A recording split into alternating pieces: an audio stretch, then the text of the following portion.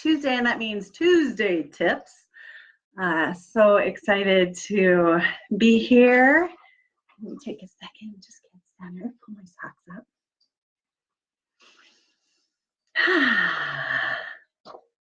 So just wondering to start if anybody is feeling disconnected, down, cranky, discombobulated. This can be an interesting time of year when you feel kind of just awkward, and it can bring up feelings of feeling kind of just not right, not yourself. And so I just want to acknowledge it and say, yep, absolutely. This can be a really interesting transition this fall into winter. Yeah, so let's just say that right out there. Sometimes in October, especially, I'll have a dip and I'll just be like, what is wrong? I just have no energy and I just don't feel good, and I feel nervous that I'm sliding into a depression, or I just don't feel often right. This is the first year in a really long time that I have felt good and really balanced. And so, but people around me, and I see out in the world that other people are struggling, and I remember, and I last year before that, every October I kind of brace myself a little bit. I'm like, I don't feel good. Don't feel myself. I feel icky. So I want to come on and tell you about some of the tools that I've been offering myself and that have helped me this year, and maybe they'll help you too. First, I want to say that I'm coming at this from an Ayurvedic perspective, from learnings directly from the people and teachers of India, particularly my line of Yoga North and the Himalayan Institute and Swami Rama. So I just want to be really clear that this isn't anything that I've invented. This is stuff that's been around for hundreds and hundreds and hundreds and hundreds of years. So I just want to bring it forward and share it with you because it has been really helpful for me. So let's get into it. We're talking about 5 really practical things that you can weave into your life to ease your transition into winter.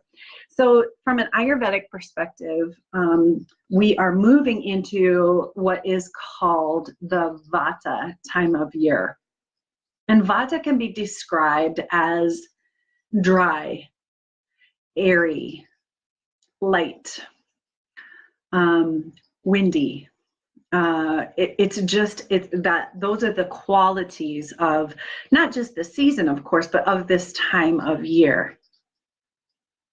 So when you think about those qualities of dryness, of airiness, this is what I love about Ayurveda, is that it's very practical. What do you think would be the opposition or the countering practices that you could offer to give yourself support to counter all of the Vata, the qualities of the Vata season? Once I say them, you're going to be like, oh, of course. Okay, so I want to also just really quickly be clear that, again, because I'm coming from an Ayurvedic perspective, this isn't addressing vitamin D deficiency. This isn't addressing that kind of stuff. If you feel that that would be stuff to handle, to take to your homeopath, your naturopath, your physician to get tested in terms of your vitamin D levels, and if that's something that you need to address, particularly if you live in the Northern Hemisphere. Okay, so that's something completely different. So what I want to offer, though, is that these little changes, these little practices can help you kind of maintain more of a balance and more equilibrium as you move through this season. Number 1, Number one is, if you imagine dry and airy, and that there's kind of this drying, this tendency to dry your insides. And so you want to maintain internal moisture. And one of the ways to do that is to neti pot. There's a lot of really great things that come forward with an neti pot, but one of which is, think about this from a yogic perspective. We are breathing, we talk about pranayama, and we talk about breathing and how that is the bridge and the yoke.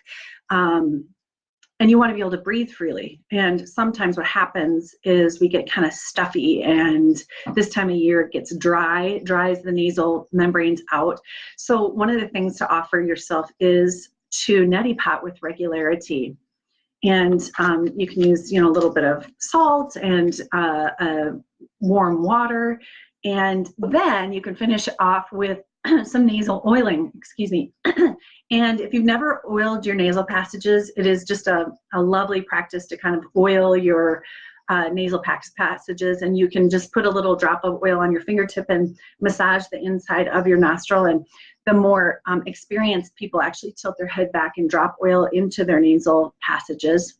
I'm going to put in the comments below when I'm all done the oil that I used from the Himalayan Institute, and if that serves you, you can take a look at it.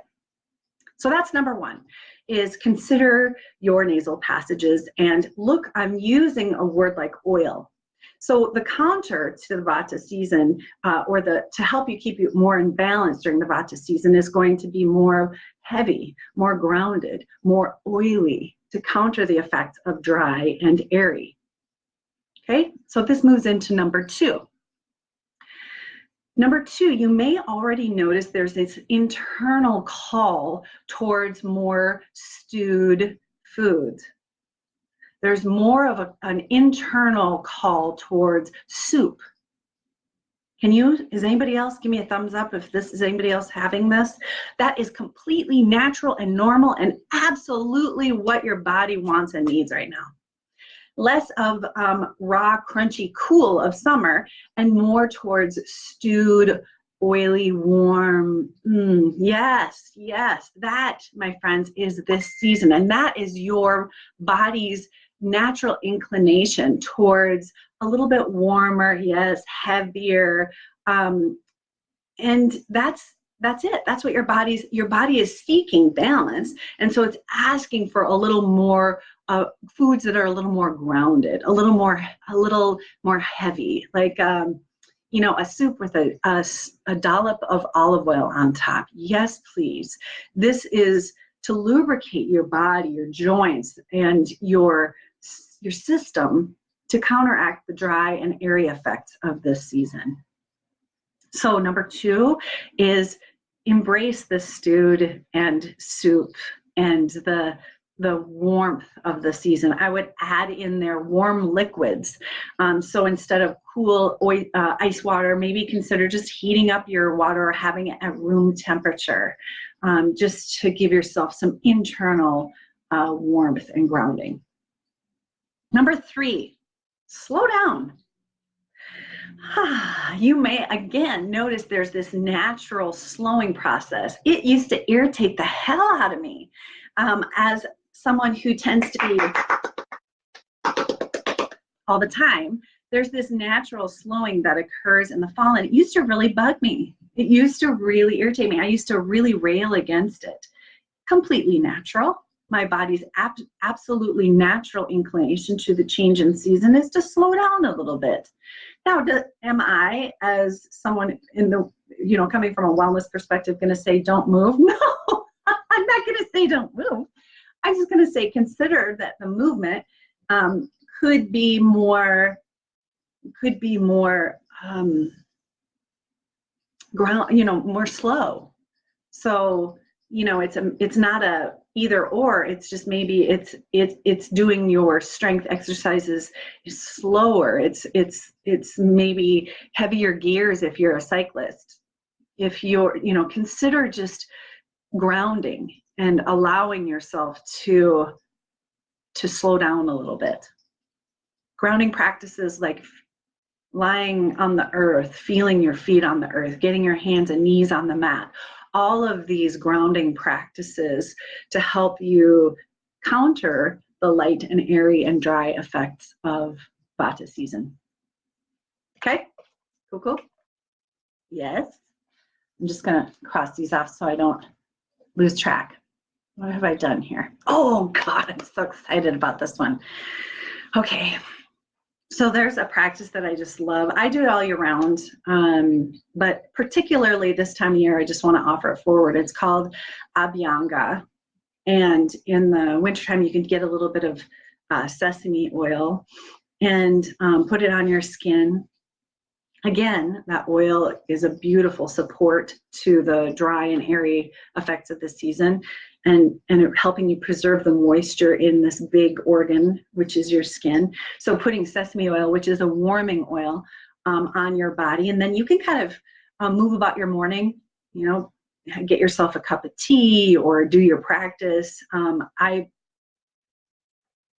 then just take a shower, and you don't have to soap it off, just rinse off your skin, and it allows for that oil to kind of settle in a little bit. And it's a beautiful practice. It's also one that I really recommend for just self-care in general. If there's something sweet and tender about taking that moment to touch yourself in this loving way and to support yourself. So that, oh my God, what are we on here? We're on 4. That's 4, Abhyanga. I can't even keep track of numbers. What the heck? All right, number 5. We talked a little bit about neti potting, but this whole idea of preserving internal moisture, because this is such a dry season. And so humidifiers are great, adding some moisture into your air, a steamy bath, adding some nice bath oil into your bath, and getting some breathing in some warm, moist air is a really great practice. All right, so let me go through them one more time just to make sure I didn't miss anything. Number 1, neti pot and nasal oil. Number 2, slow down, do some grounding practices. Number 3, fall foods, stews and soups and dollops of oil, warming you from the inside out. 4, Abhyanga, sesame oil on the skin. And there are other oils that you can look for. I'll put the link for the Himalayan Institute in the comments below. And 5, warm, moist air, finding a way that you can moisten the air around you.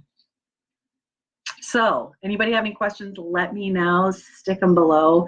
I want you to know that when you offer yourself these simple practices, it both acknowledges the change in season, supports you during the change of season, and therefore it makes this change a little more gentle, not so jarring. It just kind of helps you feel more ease as you move into winter. So, good luck. Let me know how it goes. Have a great day. See ya.